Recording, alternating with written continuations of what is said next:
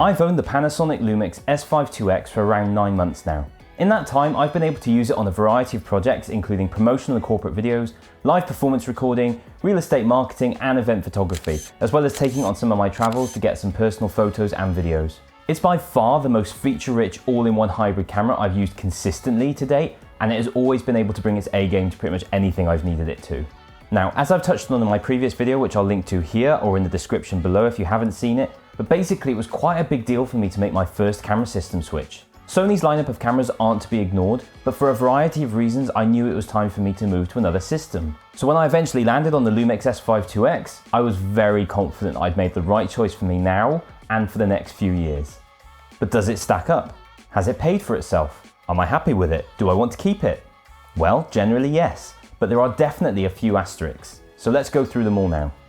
Now bear in mind that most of these will be video oriented, as from a photography standpoint it does everything mostly well there, as do a lot of other cameras in this price range. However, I will have a couple of points that will apply to both photographers as well as videographers, so stay tuned for those. This camera has undoubtedly many good things about it. If you've watched any content on this camera, you'll have basically heard all of them, and I can confirm after using it a lot that it's not just hype, it's true. Now, rather than me list them all off, which a lot of creators have done around its launch and since, I thought I'd tell you which specific features have been a welcome addition to my workflow and usage from the perspective of a professional hybrid photographer and videographer. Having a large choice of codecs to shoot in is always greatly appreciated, if a little overwhelming at first, but what it does give you is the choice to shoot what you need when you need it. If you need 4K 10-bit 422 in long GOP compression, no problem. If you want to shoot in an all-intra codec instead, fine. Want to shoot in DCI 4K? It can do that too, again, either in long GOP or all-intra. And if you want to use the full width and height of the sensor and record in 6K so you can crop in vertically and horizontally for multiple platforms, or shoot anamorphic, it's got you covered. And if you want to shoot ProRes 422 or 422 HQ and do a bit of heavy post work to a shot, or you need that ultra quality and performance, it's got that too. All of these things I've had to use over the time I've had it, and on each one it does them really well and super simply. My best recommendation to avoid having to scroll through all of them every time is to set up your most frequent codec options in the My List menu option, and then add it to your queue menu so you can access and switch between them within seconds. I'd long heard about Panasonic's in-body image stabilization. It was seemingly the undisputed champion, and when you don't have a Lumix camera you think, well, it's probably not that much better than my Sony or Canon or Nikon, but the truth is, it just is. The base normal no cropping stabilize mode is good for a lot of things, especially for photos with low shutter speeds. But if you're running and gunning video like I often am, the E-stabilization is a great lifesaver for use without a gimbal at the small cost of a tiny crop on the sensor.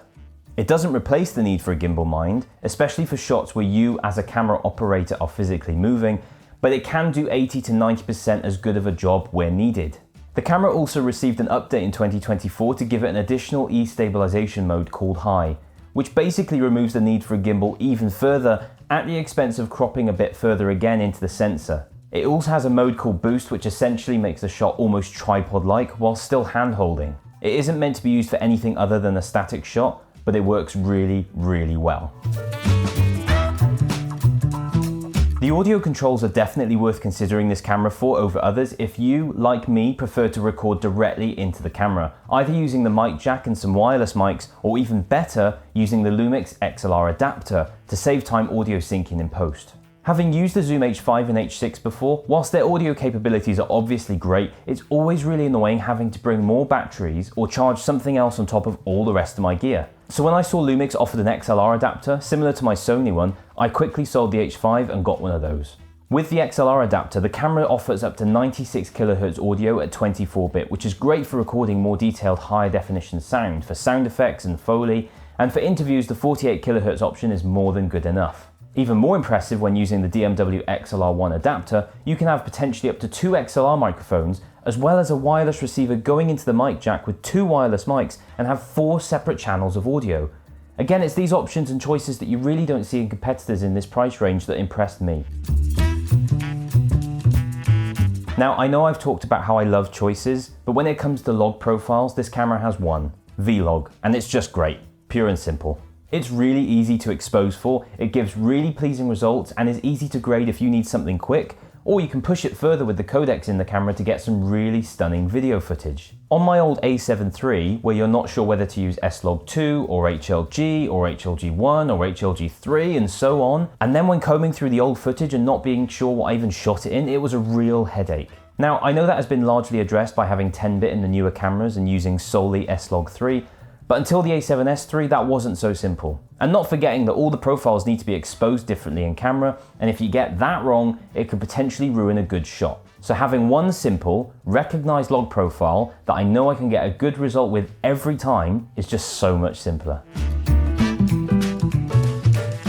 Waveform, vector scope, shutter angle, linear manual focusing, and luminance spot meter. All of these are features not found in other cameras in this price bracket. Certainly not all in one camera.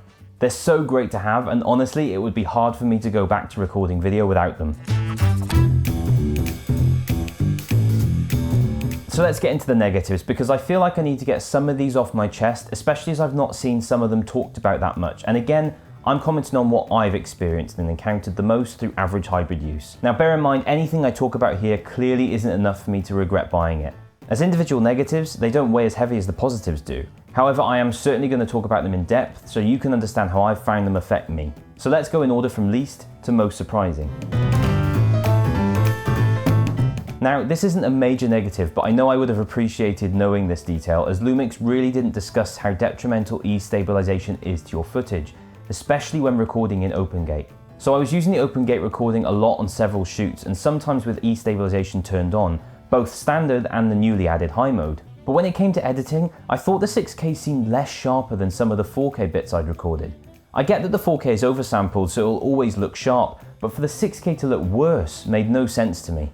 However, I came across a brilliant video from another channel called Camera Rig, which I'll link to below, in which he expertly tested and demonstrated how the stabilization modes worked on the OpenGate modes, and it immediately answered my question. I recommend if you're interested to go and watch it, but in summary, the E-stabilization modes obviously crop in on the resolution, but then upscale the image to fit it back into the 5952 by 3968 resolution. So you lose detail here compared to just shooting it without E-stabilization. Again, not the end of the world, but for the newly added high E-stabilization mode, the crop is so large that it basically takes nearly the same amount of resolution as if you were recording in Cinema 4K in APS-C mode, and then tries to upscale it, and still using the same 6K 150 megabit container, which means you get less data per pixel, compared to if you just shot it in Cinema 4K. So the takeaway here is that the E-stabilization is really handy if you need to prioritize stabilization without having a gimbal to hand, but it's not magic. If you want to maintain the same level of detail and quality as shots with E-stabilization turned off, or the 4K video, it's definitely better to avoid E-stabilization where possible and use a gimbal or stabilize in post. Let's move on to one of the most mentioned. Having the ability to shoot 50 or 60 frames per second in 4K with an APS-C crop is not to be dismissed. It's better to have it than not, but it isn't unique enough for it to be on my positives list, as the A7 IV has the same thing.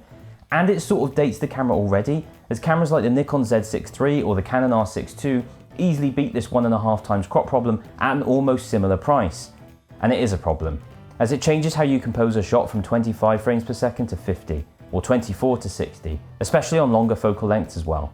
I'm really glad I have it, as I never have before, and I can basically avoid shooting 1080p altogether now, but it is really annoying and something I hope they can avoid on their future S1 cameras. Battery life varies heavily depending on what you do with the camera. For photographers, it's great. I've used the same battery for a day or two whilst out on my travels, whilst also shooting a few video clips throughout the day, and it's fine. I definitely didn't need to worry about it. And for a 7-hour event where I took over 2,500 shots, I think I used 2 batteries, so no issue there. For video, however, things get a bit more complicated. For a standard 4K long op recording, I can get about 2 hours on one battery, which is pretty standard. However, when you're doing loads of long interviews back to back with B-roll throughout a day, that quickly becomes 3 batteries. Now, to avoid this problem, you can power the camera via USB-C using the separately purchased BLK22 battery charger, but then that takes away the only USB-C port, which means you can't record to an external SSD if you want to. And consequently, if you want to use the external SSD, the battery drains much quicker. With a 2TB SSD, I can record for over 24 hours straight, which sounds impressive, but if the battery will only last an hour or so, it actually just becomes worse than recording internally. The only way around this, which I haven't tried yet, is a dummy battery. So if you need infinite recording space and power simultaneously, that is the only way. Alongside this, one constant annoying thing about the S5 BLK22E batteries is that they don't give you an indication of the exact percentage of battery you have. It just shows you over 5 bars. So if you have 5 full bars, that could be 100% or 80%. If you have 2 bars, that could be 40% or 20%. It's really frustrating and can catch you out if you're not careful. Autofocus is good enough most of the time. That's the best way to summarize it. For photos, especially non or slow moving subjects, it's perfect. For slightly more motion, it's good, but when using subject detection and if there are a lot of people in the frame, like at an event I was at recently, it really doesn't know who to focus on, and it'll highlight all available subjects for you. You can manually select the choice with the joystick, but if that subject moves into a slightly different position, then it will lose them and focus on someone else, and then you're back to square one. So the best way to get around that is to use the zone focus mode to try and keep it on an area that you want to focus on, and then let it find the subject in that. I think in fairness, given this is Lumix's first attempt at a phase detect autofocus system, I'd hope that there's always room for improvement in future models. As I said, it's good enough, and I'd rather have a Lumix camera with it than not, but to pretend it's anywhere near Canon or Sony or Nikon would be a lie, and you just have to accept that it's not a top tier, fully reliable autofocus system. And if you really need that over some of the features I've mentioned, you know where to look instead. So the final 2 points here are things that I did not know before getting this camera, and again, I have to stress, are not deal breakers, but I personally really would have liked to have known about them before buying, so they wouldn't have surprised me as much as they did. So essentially, the S5IIX I have right now, the one you're watching me on, is my second body. The first body I had for 2 weeks and I used on a few shoots. However, within the first shoot, I noticed that when attaching a lens, I didn't always hear the click at the end, to signify it was attached and locked correctly. I thought initially that I'd misheard it, but then it happened again on several other occasions after the shoot, and I realised it's not me, it's definitely the mount.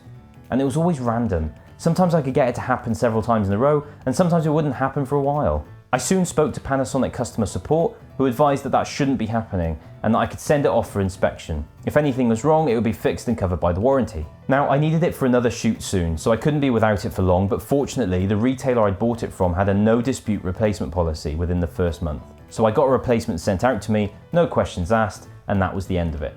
Until 6 months later, when it started happening again. Now, I never had anything like this on my Sony a7 III. Not once in 4 years did I attach a lens and think that it wasn't clicked into place. So to have this happen on multiple occasions with 2 separate bodies of the same camera was extremely concerning to me, especially as I haven't seen anyone yet mention it. However, I eventually posted about this on Reddit and found that others had noticed similar behaviours, but didn't think it was an issue or reason to be worried. It's something like this though, where the difference in build quality compared to Sony, for example, becomes a lot more obvious. And I think it's fair to point that out. Yes, the camera still works fine, the lens has never fallen off, and if I don't hear the click, I retry it and do it again to get peace of mind really, if nothing else, but I'd really like to see this kind of build quality improved on future models. Stuck or hot pixels are a thing on all camera sensors. I know there are dozens of forums out there of people talking about this with their cameras.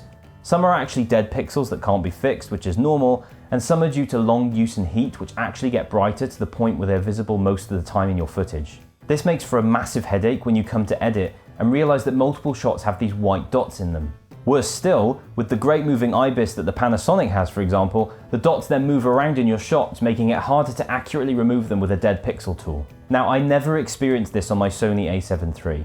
I assume it was because of things like not having open gate recording, not being able to record longer than 30 minutes, no ability to control noise reduction. I really don't know, but despite shooting a range of ISOs over the years, I never once had a pixel show up in my footage. But with the S5IIX, I've experienced this not once, but twice in the space of 9 months, and usually 3 to 5 pixels at a time. The first time it happened, I was shooting a friend's wedding, where I was using ISOs of 4000 to 10,000 due to the lighting. The hot pixels didn't show up in lower ISOs, but from 4000 up they became really prevalent, and it wasn't until I was back at home editing where I realised I had them, and it took me a long time to fix them in post in every shot I'd used. Now, thankfully, the camera has a feature called pixel remapping, which essentially refreshes the pixels on the sensor so you can eliminate the issue. This is useful, but the fact is I will never know when to use this until it's too late, and I have to have this headache to go through in post. Based on my usage, my only prediction I can make is that when recording for a long time for interviews or events, I have to assume this will heat up some pixels, and I will therefore need to remap them again before using it. It's really not ideal though. So there you go, the good, the not so good, and the really annoying. As I say, overall, I love this camera. I can use it a lot and it still feels like it's got more to give. And I still haven't had the opportunity to record raw video, use its live streaming functions, or anamorphic on it yet. It's really exciting to know that I can grow further into a camera after having used it so much already. Lumix have shown that price to value is important to them, and that if you need a camera that can basically do most of what you need, it should be possible within a reasonable budget. And for me, the most exciting bit is if that's what they offer you at this price level, then what will they offer you in higher price brackets in the years to come? So what is my personal recommendation? Well, my best advice here on the channel will always be to try a camera out first before you buy. I promise you it'll give you more insight than me or any other reviewer out there will, and you'll save yourself a lot of time wondering. But if you want my opinion, for videographers, freelancers, one-man bands or small video teams, the S5IIX is a great camera to consider. It gives you a lot of features you'd expect in cameras that are twice as much, but I know there are cameras out there that are twice as much that don't have certain video features found in here. So overall, a worthy contender. If you're upgrading from an S5, yes, it's definitely worth it for the autofocus and additional quality of life upgrades. And if you're upgrading from an S1 or an S1H, I'd still say yes, but be prepared for some ergonomic and build quality sacrifices. For hybrid users such as myself who want one camera on some days to do great photos for portraits, travel or landscapes, and on other days be a video monster, then yes, it's a great choice. And both the S5 II or the S5IIX will be great choices. It just depends how much you want the external SSD or RAW recording capabilities. For photographers, however, I think the answer needs a bit more thought. If you love Lumix through and through or already own L-mount lenses, then yes, it's worth considering, but ignore the S5IIX and just get the S5 II. You'll save money as the X offers nothing more to photographers. If, however, you're in another system already and thinking of switching purely as a photographer, then honestly, I don't think I can say the S5 II or the S5IIX is for you. When the Lumix autofocus is still behind the competition and they don't even offer a high resolution or high speed model of camera that can compete with the likes of the Nikon Z8, the Z9, the Sony A1, the A7R5, the A9 III, the Canon R5 II or the R3, it's really hard to recommend Lumix for solely photography right now. I sincerely hope Lumix can offer something more to that market one day, but for now, as hybrid video users, they really are offering something special here. I really hope you enjoyed this video or got something out of it. I appreciate it's a long one, so if you've watched to the end, thank you kindly. And finally, I just want to say thank you to all of you who have been so supportive since I started posting a month ago. It's been really great to read all your comments and see how well the videos have been received. It's really encouraging for someone at my level and it gives me more motivation to keep it going. I plan to continue with content on all types of cameras and discussions in the future, so there'll hopefully be something for everyone. And lastly, thank you to all of you who have subscribed and got me over my first milestone of 100 subscribers. It's a small start, but again, I've got to start somewhere. So if you're not subscribed, I'd really appreciate it as it costs you nothing and it helps keep this content coming. But for now, I've been Jake, thanks for watching, and I'll see you soon.